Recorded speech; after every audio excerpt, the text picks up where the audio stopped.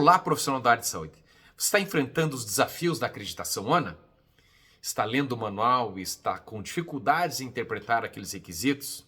Recebeu um relatório da ONA e quer entender como produzir evidência para esse relatório ou qualquer outra dificuldade em relação à acreditação para entender esse processo? Você não está sozinho. Eu estou aqui para te ajudar. Eu sou o Célio Luiz, consultor há mais de 25 anos, trabalhando com o processo de acreditação, e aqui eu sou o seu mentor. Eu sou a pessoa que vai te ajudar nesse desafio, nesse caminho para a acreditação. Então aqui a gente vai trabalhar justamente todo esse processo, ajudando você a esclarecer as suas dúvidas. Caso você ainda tenha intenção de adquirir o nosso Tira Dúvidas, nós temos aqui o nosso Tira Dúvidas, aqui embaixo também está a descrição, nós temos a mentoria que você pode adquirir, que é um trabalho mais aprofundado, nós temos consultoria, palestras, treinamentos, presencial online, é só entrar aqui na descrição do vídeo que você vai ter todas as informações bem claras para você ter mais suporte em relação a essa nova viagem da acreditação. Ok, pessoal? Hoje nós vamos começar uma nova subseção, então fiquem bem atentos que é uma sessão bem interessante relacionada à comunicação. Então, logo após a nossa vinheta, nós vamos começar mais uma subseção.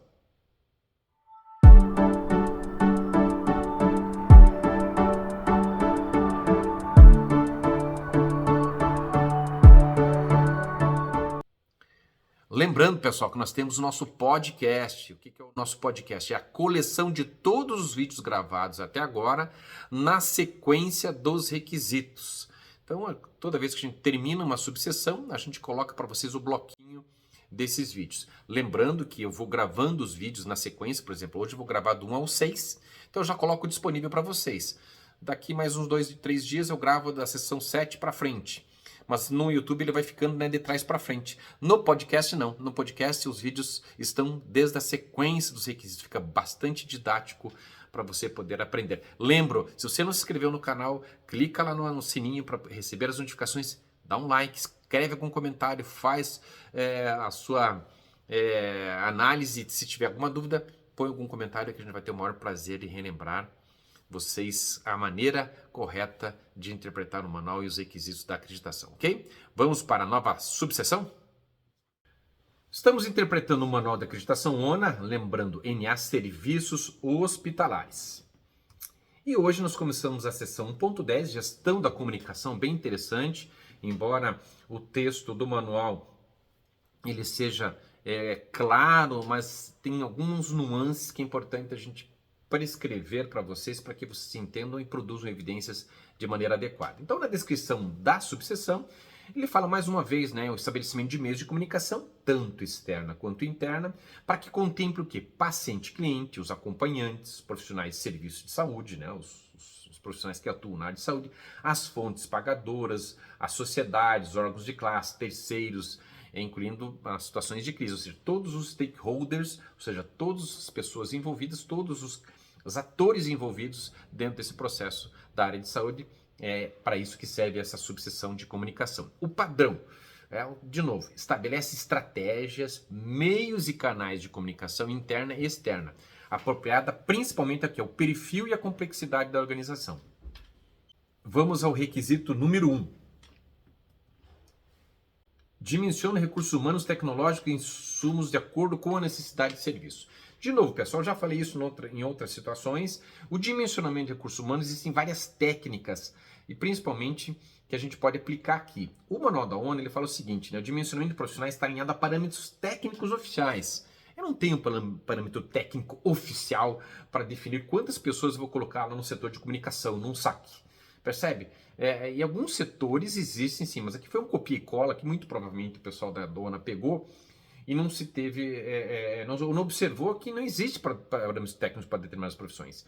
Para enfermagem, para algumas profissões existe um dimensionamento técnico mínimo, mas para outras profissões não tem, principalmente a parte de comunicação. Não está dizendo que eu tenho que ter uma pessoa no saque, 2 pessoas no saque, 3 pessoas no saque. Não existe isso. Tá? Então, como é que a gente faz? Então, como é que eu faço a produção dessa evidência? Como ele está colocando, nesse caso, uma pessoa que está trabalhando, os colaboradores que estão trabalhando nessa área, eles são os não clínicos. Então, como é que você vai fazer isso? O que você vai considerar aqui? Você vai considerar o volume de atendimento, a produtividade, entre outros, né? Você vai estimar, então, esses recursos e essas infraestruturas necessárias. Como é que eu produzo evidência para o dimensionamento? Pessoal, você vai fazer os cálculos, né? Eu coloco aqui o cálculo de produção, ou seja, quanto tempo que eu levo para responder um e-mail, para produzir as informações, para monitorar a rede, ou seja, você pode fazer um cálculo matemático absoluto, ou seja, você faz um cálculo de tempo para cada atividade desenvolvida por esse profissional versus a demanda, e você pode fazer esse cálculo matemático chamado absoluto. Ou você pode fazer um cálculo relativo, ou seja, por aproximação, calcular mais ou menos o tempo e verificar quanto tempo eu levo para responder a quantidade de e-mails, para produzir as situações de comunicação, para prover as comunicações, se eu dou conta ou não desse processo. Tudo aliado com o nível tecnológico que está à parte. Então, aí você consegue dimensionar. Isso vai depender do hospital. Às vezes, com uma pessoa, você dá conta de ter um saque.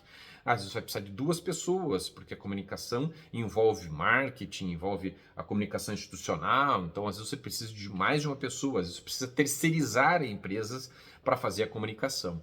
E as evidências, ou seja, de que maneira que você dimensionou, e você vai colocar as escalas, o turno de serviço, aqui também, né, a infraestrutura disponível, se eu tenho um software, se eu tenho empresas terceirizadas que eu contratei, se eu tenho equipamento, se eu tenho impressora, se eu tenho uma gráfica disponível, se eu tenho uma assessoria de marketing, né, de comunicação de internet, de mídias sociais, ou seja, tudo isso está envolvido dentro desse dimensionamento para poder você evidenciar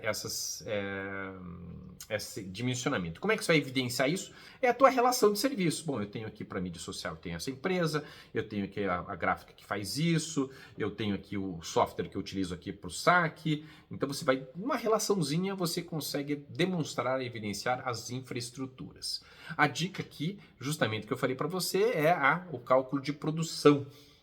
O cálculo de produção, para quanto tempo você leva isso, em quanto tempo a empresa terceirizada faz esse tipo de monitoramento, em quanto tempo ela produz alguma coisa para você. Então, são esses os melhores meios de você poder evidenciar, ou através das tabelas com o dimensionamento das quantidades de pessoas mínimas e máximas dentro da sua área de comunicação, ok? Vamos para o requisito seguinte. Requisito número 2. Estabelece plano de comunicação para interação com o público interno e externo. Pessoal, plano de comunicação ele é bem abrangente. Nós vamos verificar os próximos requisitos, que todos eles podiam estar todos resumidos aqui. Mas a ONA seccionou, ela fracionou tudo isso nos requisitos seguintes, que não havia necessidade. Eu podia incluir tudo aqui. Mas vamos falar então o que é o plano de comunicação. Então, o plano de comunicação, pessoal, ele define o quê? Quais são os objetivos da comunicação institucional, quais são os públicos, os stakeholders, as pessoas envolvidas, quais são os argumentos que eu vou utilizar, que tipo de linguagem que eu vou utilizar, quais são as ações de comunicação, as estratégias, se eu vou usar mídia social, se eu não vou usar mídia social, se eu vou ter uma empresa terceirizada, se eu que vou fazer, se eu vou ter impulsionamento, se eu não vou ter impulsionamento, se eu vou pagar, se eu vou fazer, não vou pagar, se eu vou fazer matérias em jornal, se eu vou dar entrevista, se eu vou ter uma periodicidade desse tipo de situação, quais são os meios e canais de comunicação utilizados, quais são os cronogramas, se eu produzo um artigo para determinado jornal, qual que é a periodicidade disso, qual que é o orçamento destinado para a comunicação, ou seja, tudo isso está dentro desse plano. Então o plano vai dizer o quê? Né? O 5W2H, ou seja, o que eu vou fazer, quando eu vou fazer, quem vai fazer, quanto vai custar. Então usa lá o 5W2H para fazer o plano de comunicação, prevendo sempre todas as áreas, né, pessoal? Todos os stakeholders, todos os envolvidos. E lógico, é o procedimento de comunicação, é o próprio plano, eventualmente formulários, o fluxo de comunicação, não esqueci do fluxo de comunicação, né, o tempo de retorno, a maneira, a periodicidade, e sempre lembrando de que nesse plano você tem que envolver o quê? O site, a intranet, o telefone, o e-mail, o WhatsApp, formulários, todo meio de comunicação, quer seja fonado, escrito, virtual, todos os meios você vai evidenciar tudo isso dentro desse conjunto do plano de comunicação. Lembrando, uma dica importante, pessoal, o monitoramento dessas redes, o monitoramento dessa comunicação. Eu estou dizendo para você monitorar a comunicação, mas imagine que um paciente reclama, ele faz uma reclamação, uma postagem numa mídia social, como é que você monitora, como é que você retorna, como você retorna, ou seja, definir esse fluxo, principalmente o feedback. E principalmente hoje em dia, né, que às vezes uma comunicação, um fato, um vídeo, ele pode viralizar exponencialmente, você não ter tempo de, eventualmente, você conseguir conter isso, fazer a contingência disso. Por isso que é importante hoje em dia, pessoal, extremamente importante, o monitoramento da mídia social.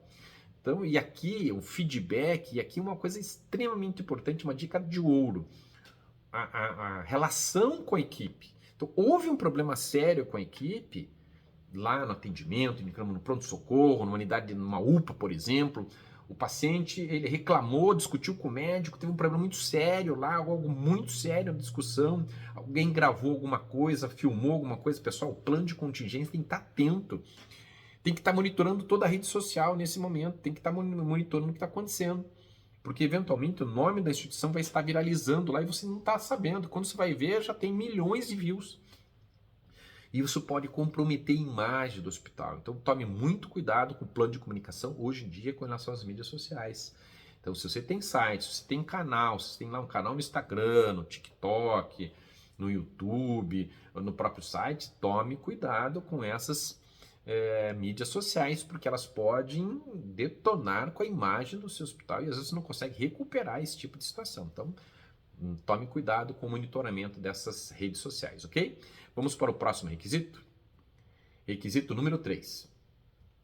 Estabelece, implementa e mantém meios de canais de comunicação com fontes pagadoras, sociedades, órgãos de classe, terceiros, imprensa de forma periódica. Ou seja, de que maneira você faz essas comunicações, de que maneira você faz feedback, de que maneira você tem uma linha de comunicação com isso.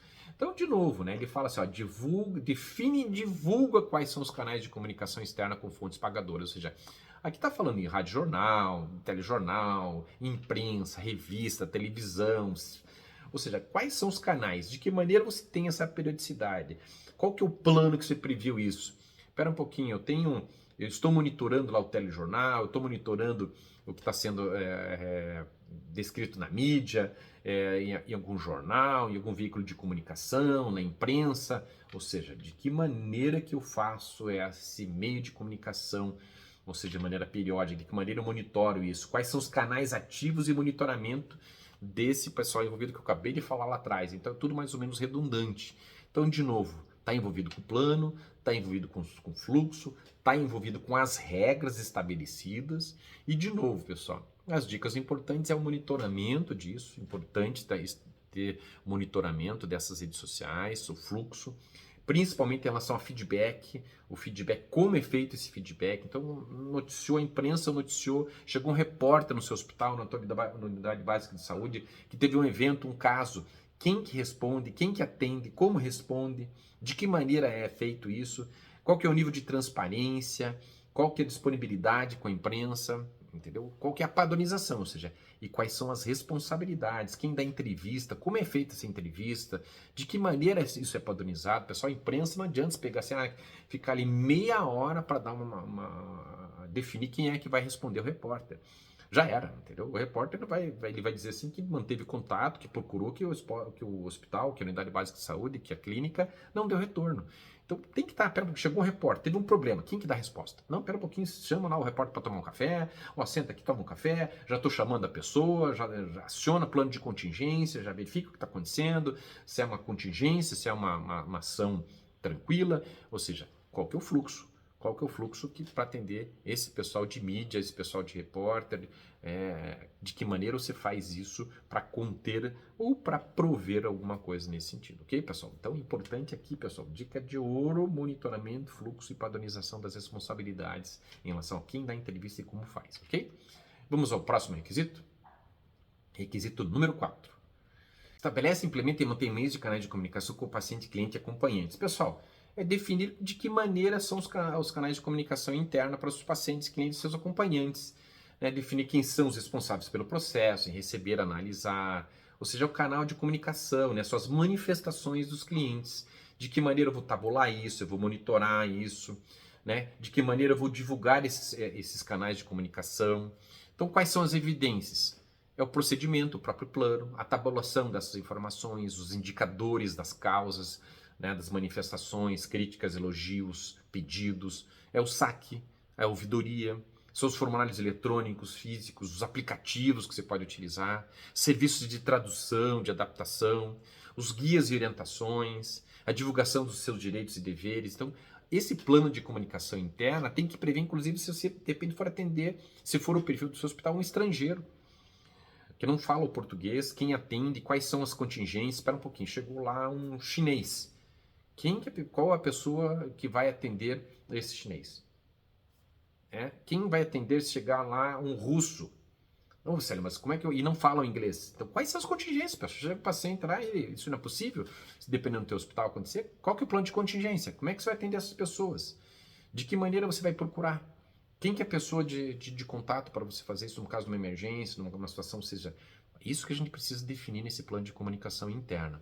De novo, a dica importante é a tabulação das causas, ações evolutivas e principalmente os prazos.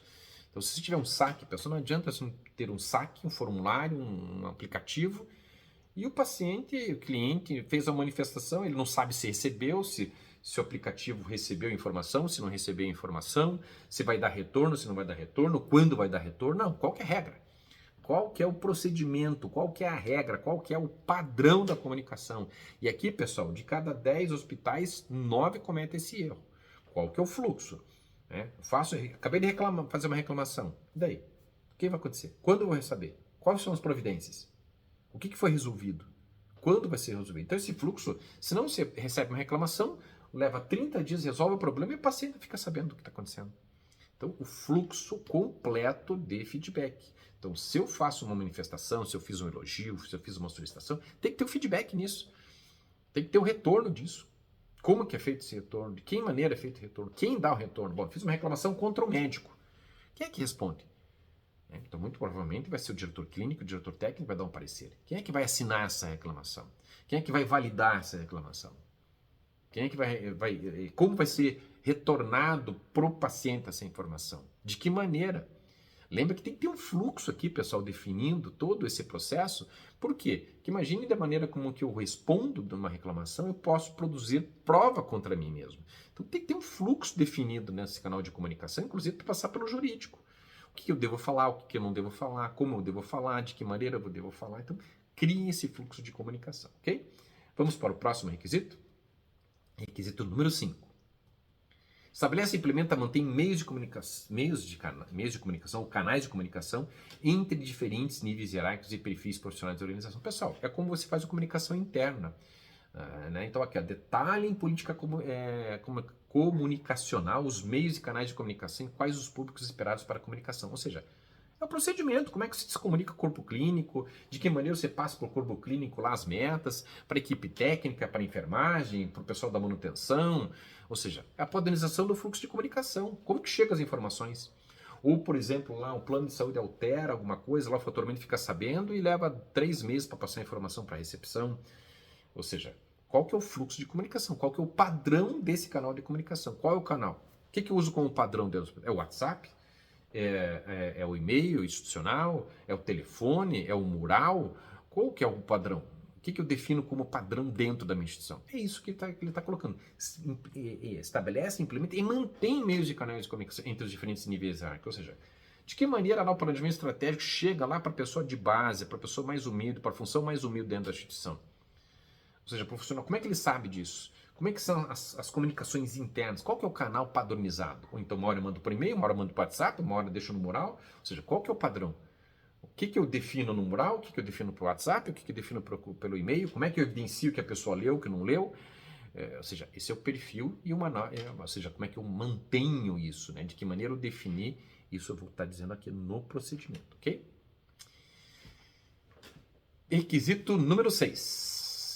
Institui protocolo de comunicação efetiva entre profissionais e pacientes clientes. Ou seja, pessoal, aqui até deixei em negrito, né? A comunicação efetiva deve ser eficiente, clara, objetiva, concisa e oportuna. Ou seja, de novo, eu vou ter que padronizar como é que funciona, por exemplo, a passagem de plantão de uma instituição para outra, de um turno para outro, de um profissional para outro, onde que se está, se está no aplicativo, está no software, está no formulário, o treinamento sobre isso, de que maneira a comunicação é feita com o paciente, de que maneira isso é deixado claro, eu uso termos técnicos e o paciente não entende, de que maneira eu entrego essa informação para o paciente. Então lembra, tudo você tem que adaptar, padronizar. Uma vez eu fui prestar uma consultoria para um hospital oftalmológico e a instrução pós-operatório era um papel de A4 com os números normais, assim, né? Os números normais não, diga, a tipografia, as letras, o tamanho eram letras normais. Eu falei, escuta, como é que a pessoa pós-operatória vai entender isso? Ou como que esse hospital que tem um perfil idoso com essas letrinhas pequenininhas? Então, às vezes, você precisa adaptar. Então, a instrução precisa estar com uma letra grande, com uma letra maior. Se o teu público é uma pessoa mais idosa, usa óculos. Então, eu tenho que me adaptar com aquilo. Inclusive o termo, como que eu escrevo aquilo. Não adianta eu colocar aqui posologia. Eu coloco lá posologia. Entendeu? O que é posologia? A pessoa não entende o que é posologia. Então, eu tenho que usar termos, né, que a pessoa entenda o que eu quero dizer. Então, esse é o protocolo de comunicação entre profissionais e pacientes clientes. Então eu vejo muito hospital, o cara coloca o termo técnico, quando o paciente chega lá em casa, ele não tem dúvida. Dependendo do teu perfil, do tipo de hospital que você atuar, você vai atender um público simples, de cultura, de instrução, que não vai entender o que você está falando. Então você se adapta com aquilo. E, pessoal, uma folha de A4 consegue fazer isso de maneira bem feita. As dicas em relação a essa comunicação, como é que você evidencia isso? É a fiscalização em loco do que está acontecendo, olhar como é que está sendo feito, como é que está sendo prescrito, como é que está sendo feito, através das auditorias internas, e o teste de eficácia. O que é o teste de eficácia de comunicação com o paciente? Um outro profissional que não passou comunicação vai lá checar se o paciente entendeu aquela prescrição. Então o médico passou prescrição, lá vai lá o enfermeiro, o técnico de enfermagem, escuta aqui, você entendeu como é que toma esse medicamento? Sabe, entendeu de quanto tempo? Você entendeu por quanto tempo vai fazer? Você entendeu que esse medicamento aqui, você vai lá na farmácia, vai ter que diluir, vai ter que deixar na geladeira porque ele é termosensível? Você entendeu isso? Ou seja, você vai auditar através de um teste de eficácia. E você pode até, inclusive, criar um indicador com base nisso, né? De cada 10 pacientes, 6 entenderam, 4 não entenderam. Opa, espera um pouquinho, estabelece uma meta, precisa melhorar a comunicação com esse paciente, com esse nível de paciente, com esse perfil de paciente. Ok, pessoal?